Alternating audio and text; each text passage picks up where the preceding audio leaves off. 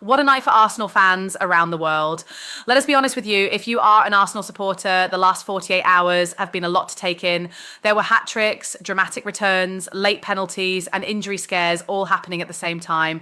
Your Arsenal players were scattered across different countries, playing for their national teams. And almost every single one of them gave you something to talk about, whether you were up late watching Sweden dismantle Ukraine or you were glued to Wembley, watching England and Uruguay serve up a roller coaster of a draw.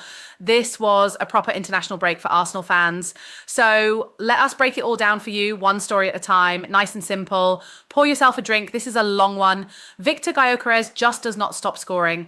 Can we ask you something first? Is there any striker in Europe right now who is more clinical than Viktor Gyokeres? Because right now it is very hard to think of one.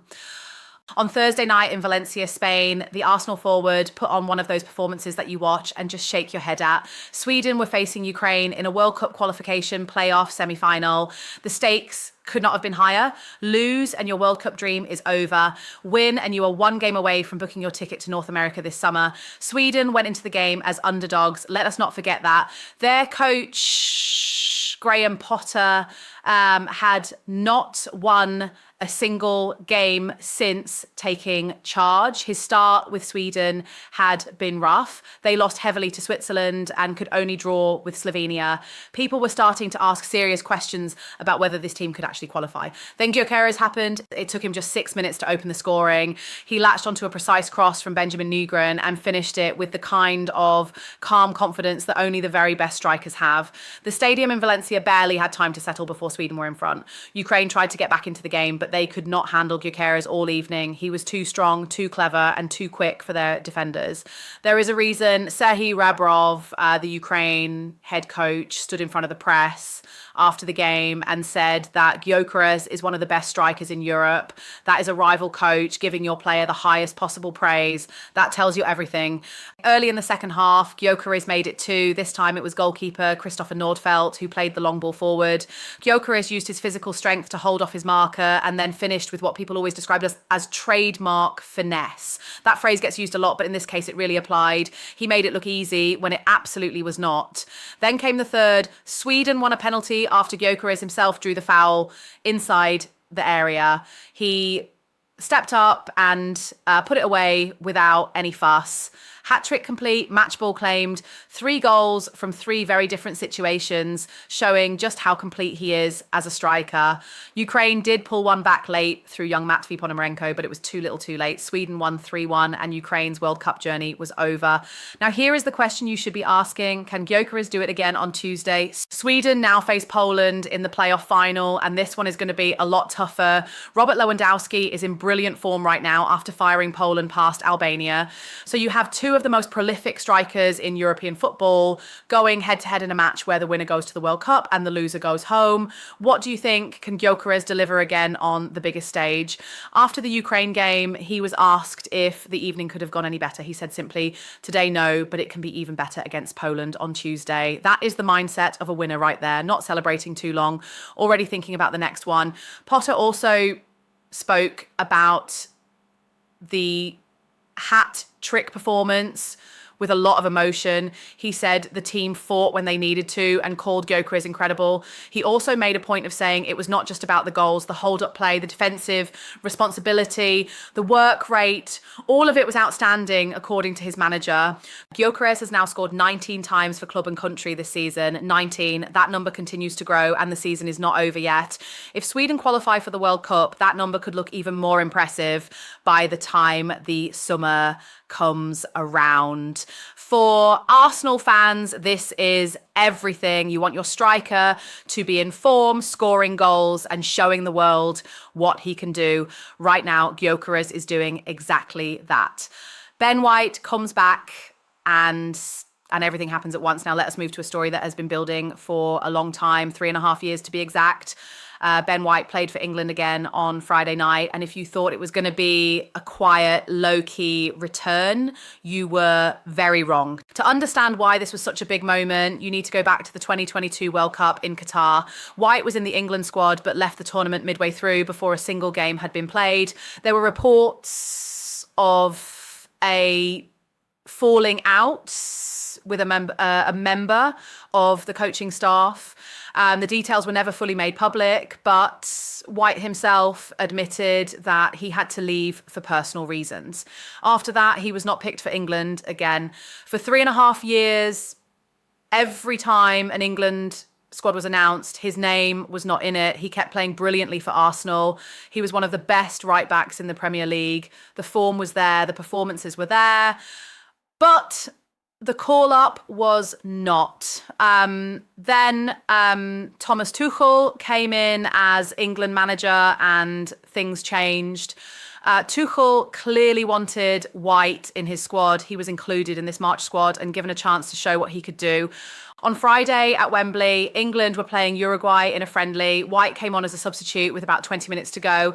And then things got very dramatic very quickly. First, a section of the crowd booed him when he came on. That was uncomfortable to watch. Here is a player returning to the national team after years away, coming on at Wembley in front of his home fans. And some people in the crowd decided to make their feelings known by booing. Is booing a returning player the right thing to do? It seems harsh, does it not?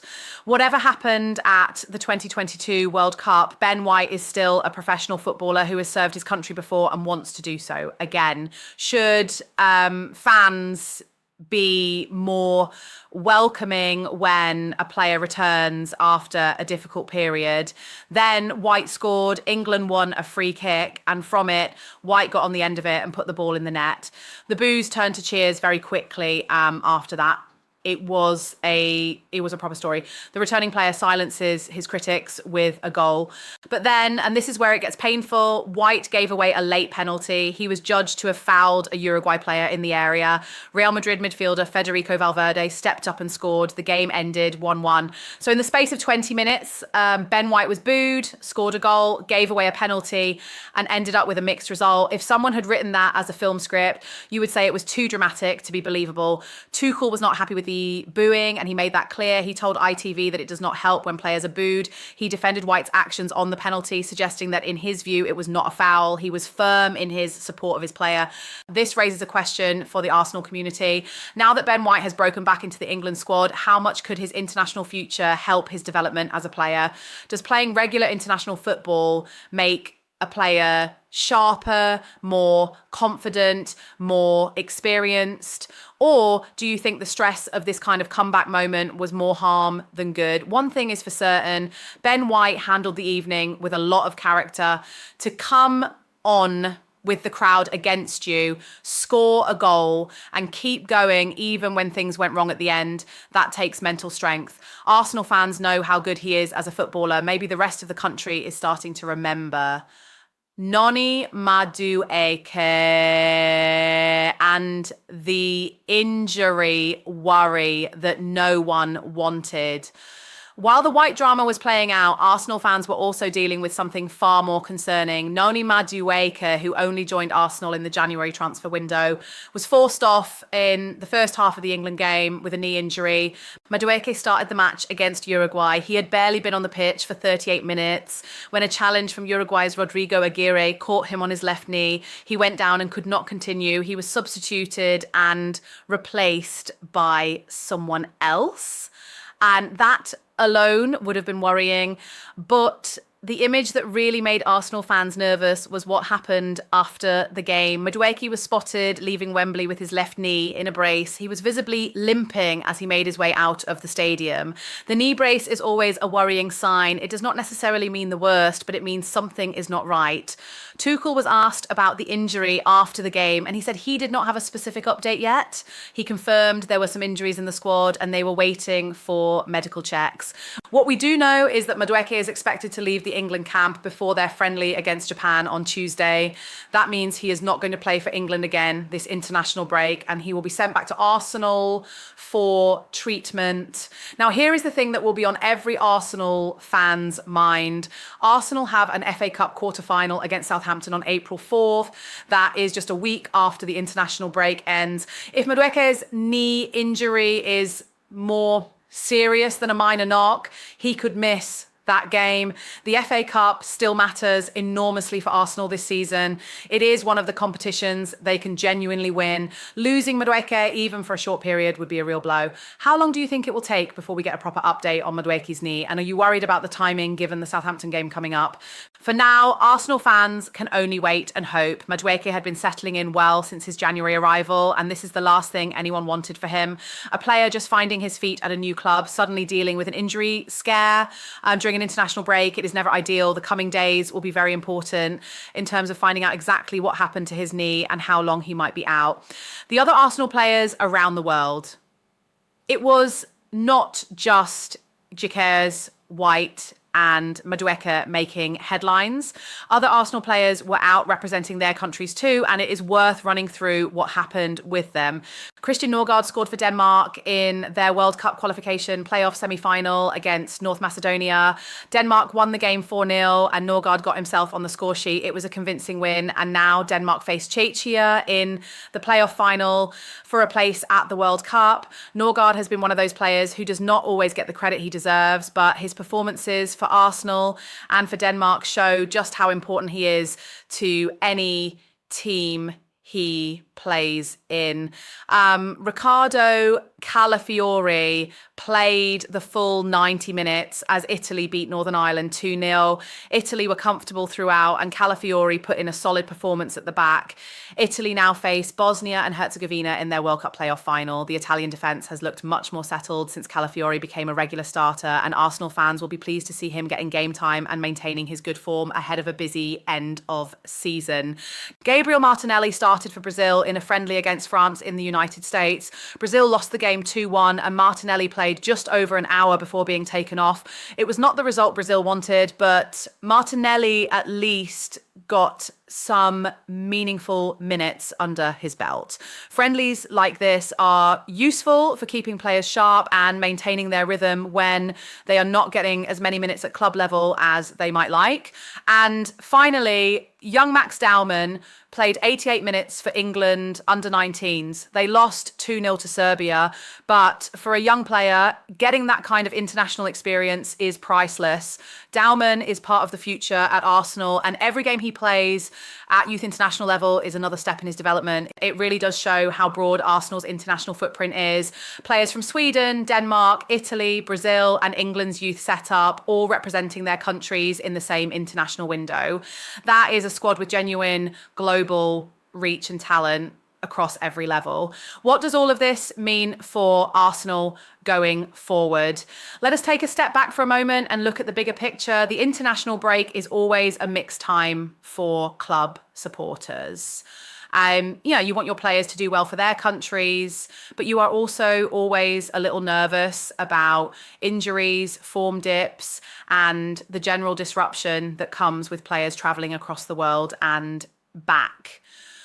For Arsenal this time around, the international break has given a lot of joy, but also one real worry. The joy is obvious.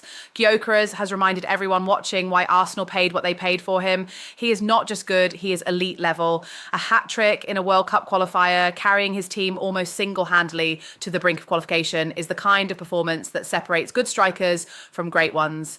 White coming back to England, scoring and handling a tough crowd with character is also a positive story for Arsenal. He is a key player at right back, and seeing him in good form and representing his country again is a good thing for everyone. Norgaard and Calafiori also showed good form for their respective nations. These are important players for Arsenal, and keeping them fit, confident and in rhythm matters. But Madueke, that is the worry. A knee injury picked up during an international friendly is every club fan's nightmare. You send your player away healthy and he comes back hurt. It happens. It has always happened, but it does not make it any easier to deal with. The next few days will tell us a lot about how serious the Madueke situation is. Arsenal will run all the necessary medical checks and give him the best possible treatment. But until they have a clear picture of what exactly happened to that knee, there will be uncertainty. The FA Cup quarter-final against Southampton on April 4th is a game Arsenal need to approach at full strength. Southampton are struggling in the league, but a cup game is different. Every team raises their level in a quarterfinal. Arsenal cannot afford to be complacent. Do you think Arsenal will have Madueke fit in time for the Southampton game? And even if he is not fully fit, should he be rushed back, or should the club take their time? A few final thoughts before we go. This international window showed us once again that Arsenal is a club with players who perform on the biggest stages. It is not just about the Premier League. It is about watching your players go out and represent their countries with the whole world watching and doing their club proud. Gyokeres is in the conversation for the best striker in Europe right now. That is not a small thing. That is a player at Arsenal who's being talked about in those terms by opponents, coaches and fans across the continent. White, showing the character to come back, score and handle adversity at Wembley, says something about him as a person and a player. 3.5 years away from the national team and he came back and left a mark. And the young lads like Dowman getting their chance in the youth international setup. The next generation is coming through and Arsenal are well positioned for the future. There is so much to look forward to between now and the end of the season. The Premier League title race, the FA Cup run, the question of whether key players will stay fit and in form. Every week brings something new. So here's our final question for you, and we really do want to know what you think. After everything you saw from Arsenal players during this international break, how confident are you feeling about the rest of the season? Are you buzzing, a little nervous, somewhere in between? Let us know in the comments. This community is built on conversations like this one. Every opinion matters here. Every voice counts. Whether you are watching from London, Kigali, Lagos, Melbourne, or anywhere else in the world, you are part of this. Thanks for reading. See you at the next one. Come on, Arsenal.